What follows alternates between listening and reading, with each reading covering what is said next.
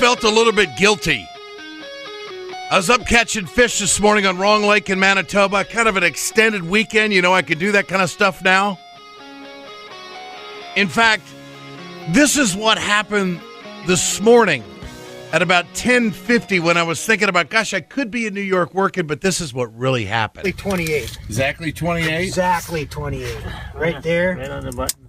And it's like 28 and a quarter. 28 and a quarter. Way to go, Mike. There you have it, folks. Last day of August, we're still catching big fish on Wrong Lake. I mean, I just couldn't land a big one today, but I did get some nice 22, 23-inch walleyes, and so we had a good time this morning. And so I did the audio version of our daily podcast up at the lake today, and I came back tonight, and I just have to do this. Look, if you're an environmentalist and you're paying attention to what the hell is going on in this campaign, what Barack Obama is doing is really helping Bernie Sanders. Because I'm going to tell you right now, there's no way in hell that Bernie Sanders would allow Shell Oil to go in to the Arctic Circle of all places and start digging for profit, digging for oil that will gut our environment. This is what I love about Bernie. This is what I don't like about Obama. Now, if you're an environmentalist and you feel a little bit disenchanted with Obama, well, look at the record. This is a president, and you know what? Don't give me any crap about this either. And don't rip me up on where you can do whatever you want to do, but this pisses me off, okay? I mean, I supported Obama probably more than anybody in the mainstream media at the time. I mean, I carried a load of his water, okay? So I have every right to come back and pick on him on stuff that I don't think that what he did was right. Number one, the extension of the freaking Bush tax cuts in 2010. Oh, the job creators. The job creators needed this, that, and the other. And then finally in 2012, he said, well, we're going to have the wealthy people go back to the old tax cut. That was the first thing that pissed me off about Obama. The second thing is he ran around the country in 2008 and in 2012 on re-election talking about the middle class, yet he's about ready to do a trade deal that is going to just destroy middle-class jobs in this country. And you know the story on that because I've done it over and over and over again. Now there's climate change.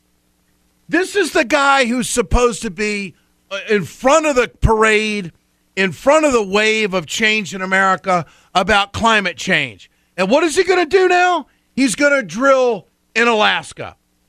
And he's trying to defend it. He's trying to say, well, they're going to be cleaner. What? Show me an oil company that's freaking clean. They don't exist. And oh, by the way, if you're scoring at home, you know that Obama has not given a definitive answer, a definition, and a direction on exactly where he's going to go on Keystone. And right now, I don't trust him. Okay? Now, he's used Keystone as a bargaining chip with the environmentalists out there. What he said, hey, the White House people are saying, hey, look, we've been with you on Keystone. You got to come with us on trade. That's what they said to some of the environmental groups, and the environmental groups basically gave him the finger, and they should have. So the president is now going to go to Alaska, and the pregame show to this trip to Alaska, I think, is very devastating, and it's also wrong from the standpoint that he's trying to sell us a rotten sack of potatoes. There's no reason with the oil glut that we're experiencing on our globe right now and the issue of climate change that we should be screwing around with digging any more oil by a multinational in Alaska. Now, this is the ultimate spin doctor, President Obama. Here he is in his weekly address talking about his trip to Alaska. A lot of these conversations begin with climate change. And that's because Alaskans are already living with its effects. More frequent and extensive wildfires, bigger storm surges as sea ice melts faster, some of the swiftest shoreline erosion in the world, in some places more than 3 feet a year. Alaska's glaciers are melting faster too, threatening tourism and adding to rising seas. And if we do nothing, Alaskan temperatures are projected to rise between 6 and 12 degrees by the end of the century. Oh, changing Okay, all sorts of thank you, industries. President Obama. I don't need to hear any more. Now, this is where the right turn comes in. You just heard that speech from his weekly address on Saturday. Now here comes the president trying to cozy up to Shell Oil and say, well, it's really okay for them to drill right now despite all the shit that's going on up on the Arctic Circle. Listen to this. Our economy still has to rely on oil and gas. Oh. And as long as that's the case, I believe we should rely more on domestic production than on foreign imports. And we should demand the highest safety standards in the industry. Stop. I apologize for interrupting the president. We have more domestic production now than we've ever had in the history of the United States because of the Bakken Shale in the Dakotas and Montana. Okay? So now he's trying to sell this that we need to rely more on domestic production. It all goes on the world market anyway. I mean, the president is trying to hoodwink us in a big way. Play the sound cut again. I promise I won't interrupt it. Our economy still has to rely on oil and gas. And as long as that's the case, I believe we should rely more on domestic production than on foreign imports. And we should demand the highest safety standards in the industry, our own. Still, I know that there are Americans who are concerned about oil companies drilling in environmentally sensitive waters. Some are also concerned with my administration's decision to approve Shell's application to drill a well off the Alaskan coast, using leases they purchased before I took office. So what? I share people's concerns about offshore drilling. I remember the BP spill in the Gulf of Mexico all too well. Do you?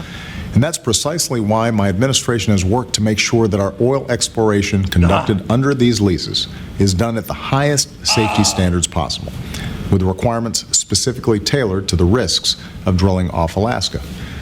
We don't rubber stamp permits. We make it clear that Shell has to meet our high standards in how they conduct their operations. You know, the definition of no is nothing's going to happen. And this president just can't bring us to that point when it comes to climate change. Shell is going to contribute to global warming by putting more oil on the market. But we, who are concerned about the environment, can't get this president of hope and change to get to that point. President Obama is said to become the first serving U.S. president to witness firsthand the impact of global warming as he goes to Alaska's Arctic Circle when he visits the state this week to press for urgent action against climate change. You know what that is? That's bullshit. That's the story, and it's bullshit. Because this permit that he is going to allow Dutch Shell Oil to do this just erases everything he has tried to do with climate change. And if he's so dogmatic about climate change, why don't we have a decision on Keystone?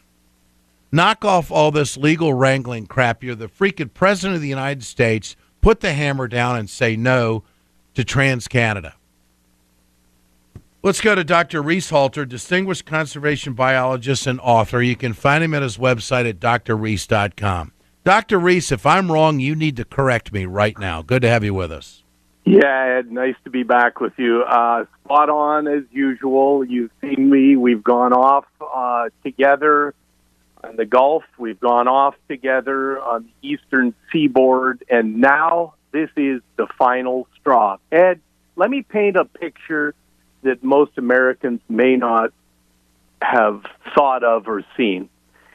In order to get at these heat-trapping gases, now let's take an aerial view of the Arctic.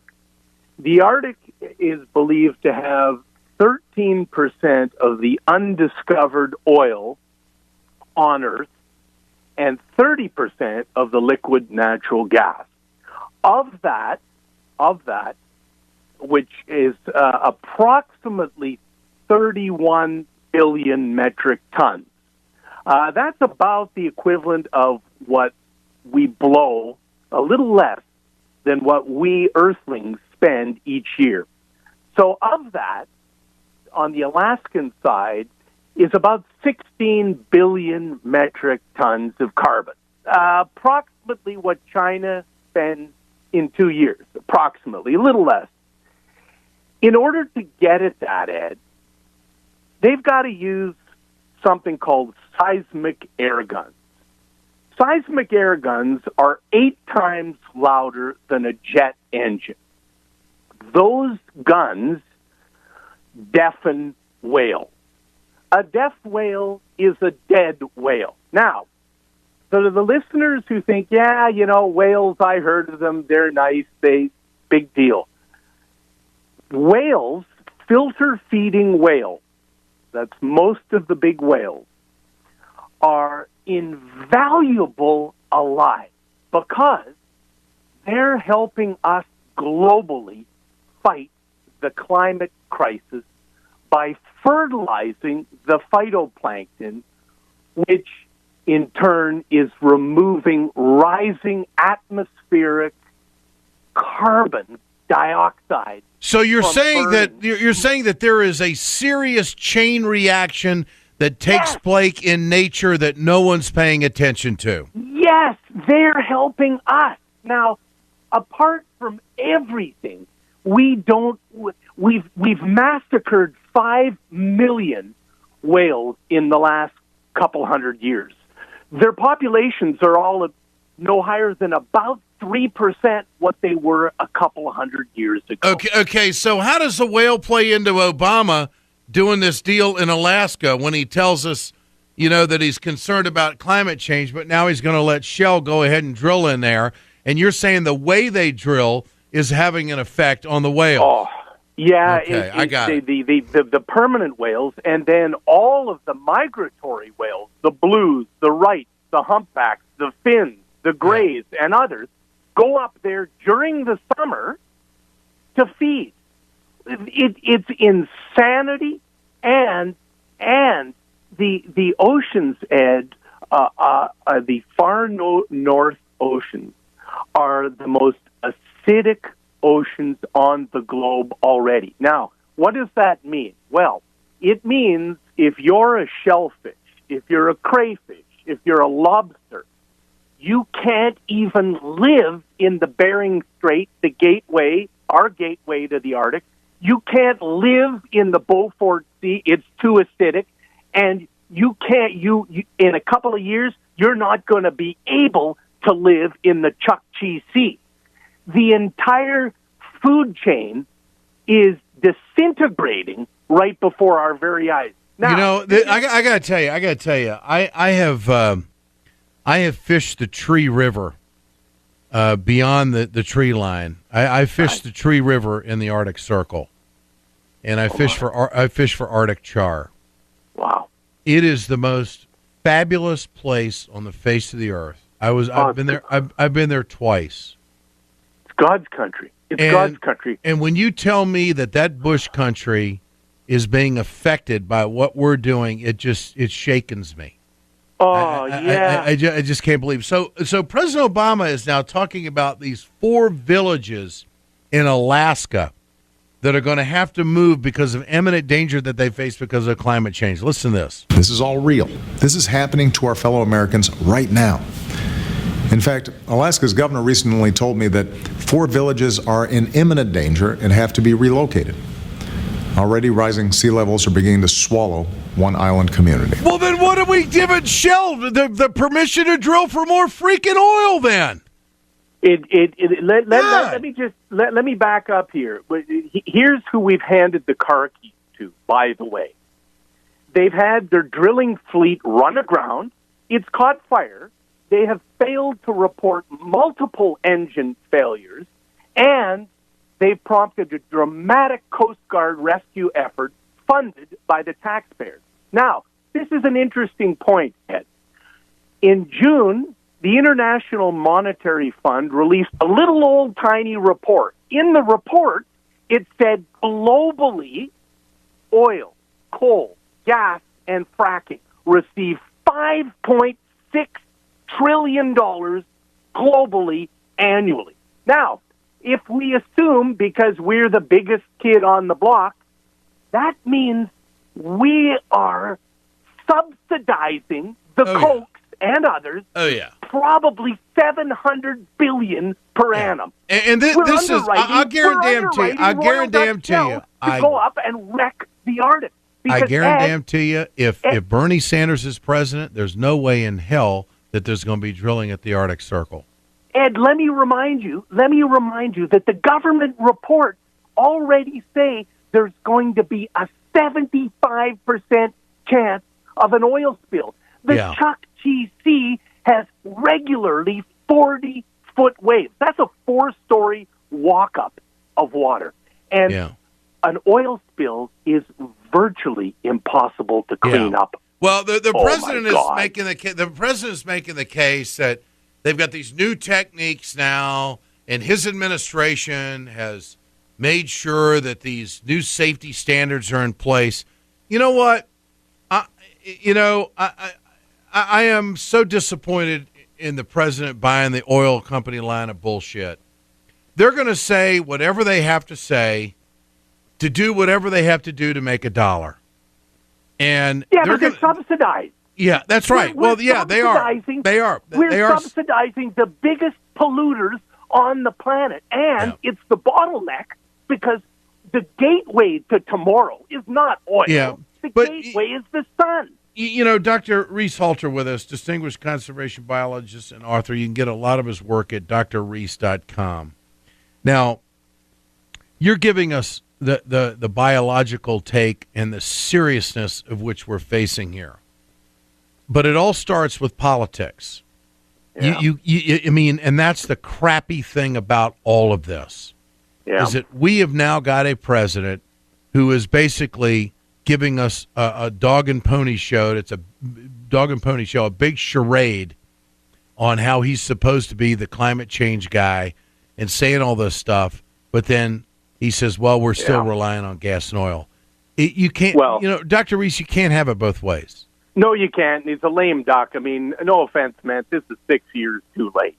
9 years ago, I heard the climate this and that. And I think, Ed, and there are silver linings. Let's go back to June, because June was a big month. Yeah. In my opinion, the most powerful human being on Earth released a seminal paper. I'm talking about the Pope. And the Pope, by the way, is a chemist. So his look at the climate crisis, which he calls it a crisis, and he did. He did. And he feels the pain for the animals, because here's the thing, Ed. The animals didn't sign up for this, and they're being hammered at every step of the way, whether it's the sharks, whether it's the whales, whether it's any of the land animals. The Pacific walrus in Alaska, they're running out of ice. They need ice to rest and feed their young. On the 23rd of August, last Monday, I believe, it was the earliest that they'd ever been recorded hauling out of the water because there was no ice. Yeah, this is not going to play out very well. No, it's not. And by the way, here's the thing. Prince or pauper, we all breathe air, we all drink water, and we all eat food. And unless those of us that I'm unaware of have got another planet to go to, we've got to take care of this blue planet. And it doesn't happen by just waving a wand and saying it's all better now. No. Dr. Reese Halter, you come back, visit with us again. It's always great to visit. Ed Schultz, News and Commentary. You're definitely one of the best. Distinguished conservation biologist and author. You get all of his work at drreese.com. He does some great videos, and he's very informative and a good friend. Great to have you with us, Dr. Reese. Appreciate it. Reese Halter with us here on Ed Schultz News and Commentary. Now this. Hey, folks, you've heard me talk about BioGreen Clean. I'm going to show you right now on my airplane just how tough this is. I want you to keep in mind, chemical-free, 100% plant-derived, biodegradable. It is the safest cleaner that you can get, and it's the most effective. Go to our website, wegoted.com, or go to biogreenclean.com. www.biogreenclean and order today. It's time to continue our conversation about mechanical insulation. Mechanical insulation is for the piping systems in our nation's commercial and industrial facilities. Facility owners are burning up billions of dollars through the lack of mechanical insulation on these piping systems. Call the iSave team. Insulation saves America valuable energy, and this team of energy conservation specialists is shovel-ready to save you money. Visit iSaveTeam.org to have a specialist give your plant an energy audit. We perpetuate a culture of crime all the way from Wall Street right down to the main street in our hometowns. It's worse than it has been since FDR took control of the problem and said we can't count on industry taking care of the American labor. They probably have already engaged into some type of criminal cover-up, and the law prohibits the government from even doing anything about it. Catch America's lawyer Mike Papantonio on YouTube at youtube.com/GoLeftTV. From the steel mills of Pennsylvania to the auto factories of Michigan to the modern makers movement, manufacturing makes our nation great. I'm Scott Paul, president of the Alliance for American Manufacturing. We bring business and labor together to advocate for policies that everyone can agree on. Together, we can strengthen manufacturing and create good-paying American jobs. Help us keep it made in America.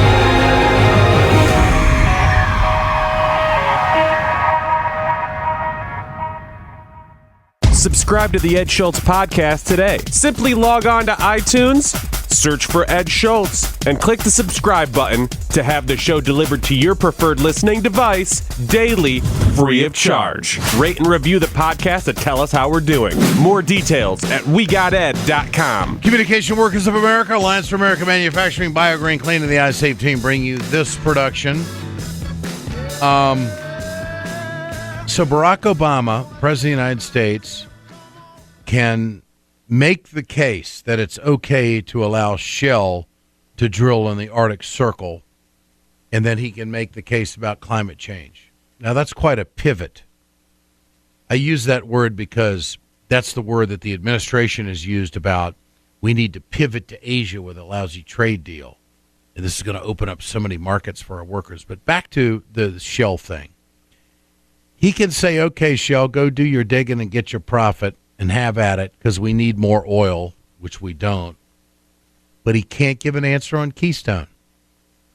Now, if I'm in the front office of TransCanada, I'm calling up the White House saying, what the hell's going on? You let these sons of bitches over there in Britain do this Shell oil thing, the Dutch oil. You'll let them do this? But you can't give us a thumbs up on the Keystone XL pipeline? This just underscores how political and what a political animal Obama is. And I don't like it. And I'm not regretting that I supported him because I know he'd been a hell of a lot better than Romney, and of course a lot better than McCain. But the fact is that Bernie Sanders would not do this. And this is what attracts me to the independent senator from Vermont. This is Ed Schultz News and Commentary. We're back tomorrow.